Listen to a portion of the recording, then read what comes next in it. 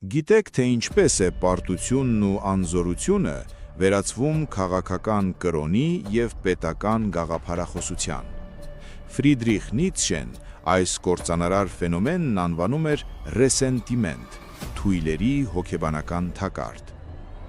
Երբ որևէ իշխող խմբավորում չի կարողանում պաշտպանել, հաղթել կամ արարել, նա սկսում է արդարացնել իր անզորության հոգեբանությունը։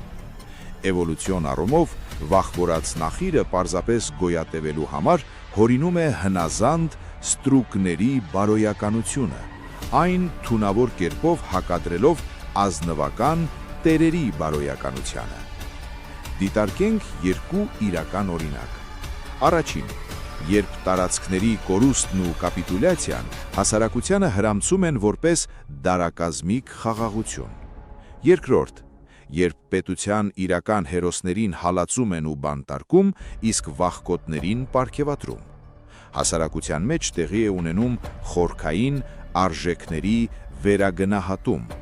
արժանապատվությունն ու հայրենասիրությունը դառնում են մեղք, իսկ ստորացումը բարձրագույն առաքինություն։ Եվ քանի որ նման ուժերն անկարող են ընդդիմանալ իրական արտաքին սպառնալիքին,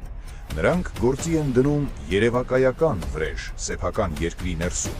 վրեժխնդիր լինելով նրանցից, ովքեր հիշեցնում են իրենց իսկ ոչնչության մասին։ Սակայն ճշմարիտ ազատությունը ծնվում է այնտեղ, որտեղ ազգը վերջնականապես կտրում է ստրկամտության շղթաները և վերականգնում իր ինքնիշխան կամքը դեպի իշխանություն։